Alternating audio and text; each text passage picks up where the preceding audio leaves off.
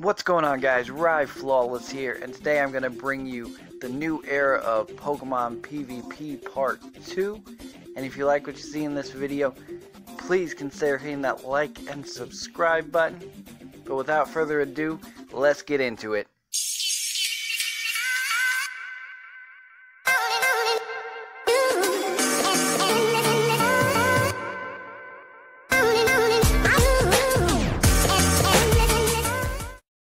Alright guys, first let's look at the new move Breaking Swipe. What this move does is it hits both Pokemon on your opponent's side of the field, and it also lowers their attack one stage.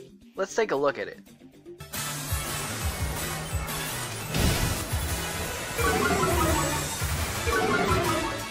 Alright guys, what I really like about this technique is if your opponent has two physical attackers on their side of the field, and you bring in an Intimidate user, you're going to lower their attack one stage. Then you use this move, and each one of those physical attackers' attack stat is lowered 2 stages. This all but forces your opponent to switch their board position, which is absolutely amazing, and I can't wait to see what Pokemon will have access to this technique. Alright, now let's look at Corviknight's hidden ability Mirror Armor. This move bounces back stat drops that your opponent tries to put on your side of the field. Let's take a look.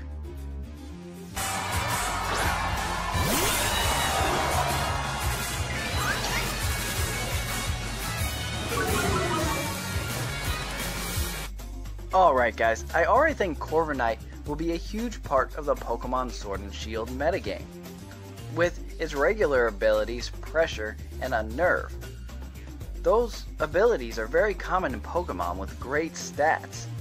However, I think his hidden ability, Mirror Armor, will be a much more viable option. While it's still a little bit situational, because you might not get the stat drops on the Pokemon you want, but I still think it's much more worthwhile than the possible eventualities that Pressure or Unnerve will help you out. Here's a big one, guys. Let's talk about Dynamax power.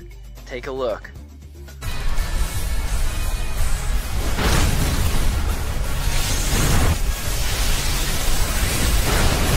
Hold on. Wait. What?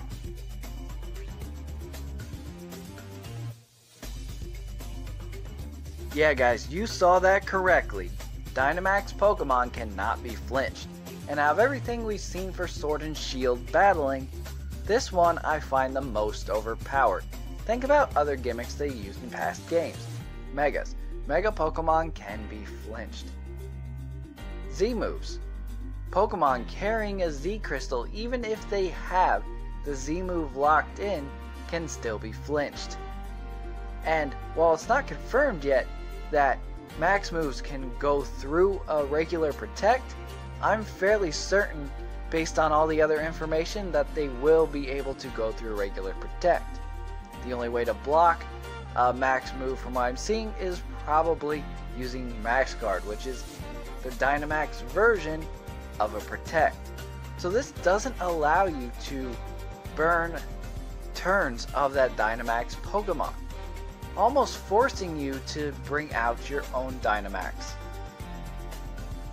This to me is a little bit overpowered and a little bit frustrating, but we'll see how it works out going forward. Alright guys, now let's look at max moves and their powerful secondary effects. There's a long list of them, so before we talk about them, let's go ahead and take a look.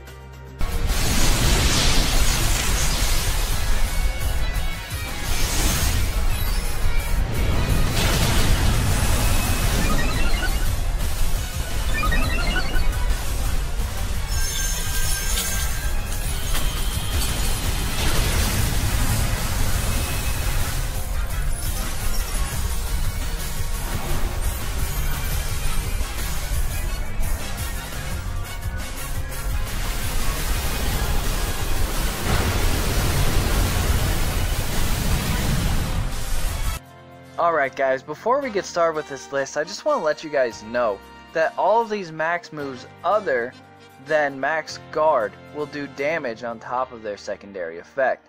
Let's start with the flying type, Max Airstream. This boosts the speed of the user of the attack. Max Darkness, the dark type max move, lowers the target's special defense. Max Flare, the fire type, starts a harsh sunlight. Max Geyser, the water type, activates rain. Max Guard, like I talked about before, protects against all moves. Max Ice sets up hail. Max Knuckle, the fighting type max move, raises attack of both Pokemon on the user side of the field. Max Lightning, the electric type max move, activates electric terrain. Max Overgrowth, the grass type, activates grassy terrain. Max Rockfall, the rock type, activates sandstorm. Max Starfall activates misty terrain, and that's fairy type. Max Steel Spike, the steel type, boosts the user's defense. Max Strike, the normal type, lowers opponent's speed. At this time, they haven't announced a Psychic Max move. However, I believe that the Psychic Max move will set up Psychic terrain. Now let's talk about G-Max moves. These are max moves used by Gigantamax Pokemon. Let's start with Alchemy's G-Max move called G-Max Finale. It's a fairy type move that does damage and heals every Pokemon on the user's side of the field, which I can see being a very viable move. Being able to not only get off big damage but then heal up your Pokemon as well is pretty powerful. Now let's talk about Dreadnaught's G-Max move, Stone Surge. This is a water type move that applies sharp rocks to the ground. So it's like stealth rocks. So you get free stealth rocks and you do damage as well. So that's pretty awesome. I can see more viability for this in singles than in VGC or doubles, but it is still pretty awesome.